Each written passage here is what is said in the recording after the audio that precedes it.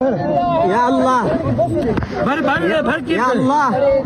তোমার ঘর কাবার গিলাফের ধরে বলতেছি, আল্লাহ তুমি প্রত্যেকটা মানুষকে হেফাজত করো।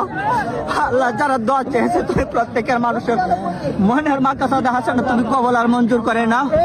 আল্লাহ তোমার ঘর কাবার ঘরে গিলাফের ধরে বলতেছি, আল্লাহ তুমি একটা মানুষকে তুমি মৃত্যু দিও না যতক্ষণ পর্যন্ত তোমার ঘরে এবং তোমার বন্ধুর ঘর পর্যন্ত সে আয়সা সালাম টুকু না জানাইতে পারছে। আল্লাহ তুমি আমার দেশের প্রতি, তুমি আল্লাহ তুমি আমার দেশের উপর আল্লাহ তুমি রহমত নাজিল করো। ইয়া আল্লাহ আপনি গাফফার, আপনার কাবা ঘরের দরিয়া আল্লাহ গিলাফের দরিয়া বলতেছি, আল্লাহ আল্লাহ আমি জানি আমার হজ কবুল করতেন আল্লাহ, তবে আমার বিশ্বাস এখানে আল্লাহ একজন ব্যক্তি আসছে তার হজ তুমি কবুল করবে আল্লাহ। সেই হাজী সাহেবের উসিলা করি আল্লাহ তুমি আমাদের প্রত্যেককে তুমি আল্লাহ আমাদেরকে মাফ করে দাও।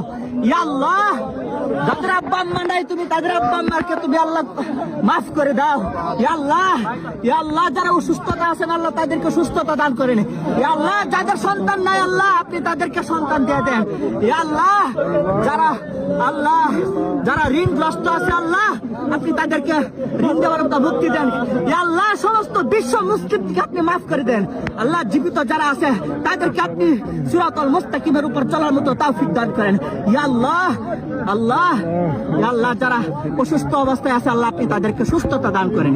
ইয়া আল্লাহ আমি গুনাহগার, আমি জানি আমি আপনার যুক্ত, আমি আপনার উপযুক্ত নাই, কিন্তু এখানে হাজারো হাজী সাহেব আছে আপনার উপযুক্ত। আল্লাহ এখানে যার হাত পছন্দ করেন, যার উমরা কবুল করেন আল্লাহ তোমার ঘর খাবা করে আল্লাহ গিলাফত ধরে বলতেছি, আল্লাহ হয়তো আমাকে এখানে মৃত্যু দিবা, নতুবা তুমি প্রত্যেকটা মুসলমানের গুনাহ খাতাকে তুমি মাফ করে দিবা। ইয়া রাব্বাল আলামিন ইয়া আকরামাল আকরামিন, তুমি অন্তর্যামী, তুমি আলিমুল গায়ব। ইয়া আল্লাহ যারা ঋণগ্রস্ত আছে আপনি তাদেরকে ঋণ দিবার মতো তৌফিক দান করুন। আল্লাহ প্রত্যেককে আপনি হালাল রিজিক কামাই করার তৌফিক দান করুন। ইয়া আল্লাহ আপনি সবাইকে হারাম থেকে বাঁচিবার মতো তৌফিক দান করুন।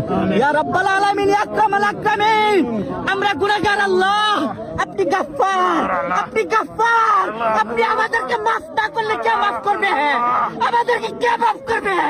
আমাদের কে আছে মাফ করা? আমাদের তো কেউ নাই আল্লাহ। আল্লাহ আপনি আমাদেরকে ইয়াতীম অসহায় বানান না আল্লাহ, যেদিন আমাদের কেউ থাকবে না আল্লাহ সেদিন আপনি আপনার গাফফার নামের উসিলা করিয়া তামাম জিন্দেগানি গুনাহ খাতাকে মাফ করিয়া দেন। ও আল্লাহ আপনি প্রত্যেকটা মুসলমানের গুনাহ মাফ করে দেন। আল্লাহ যাদের আব্বা আম্মা নাই তাদের আব্বা আম্মার প্রত্যেকটা কবরকে জান্নাতবাসী করুন। ও আল্লাহ যারা ঋণগ্রস্ত আছে তাদের ঋণ মুক্তি দেন। ও আল্লাহ আপনি আমাদের গুনার দিকে তাকান না।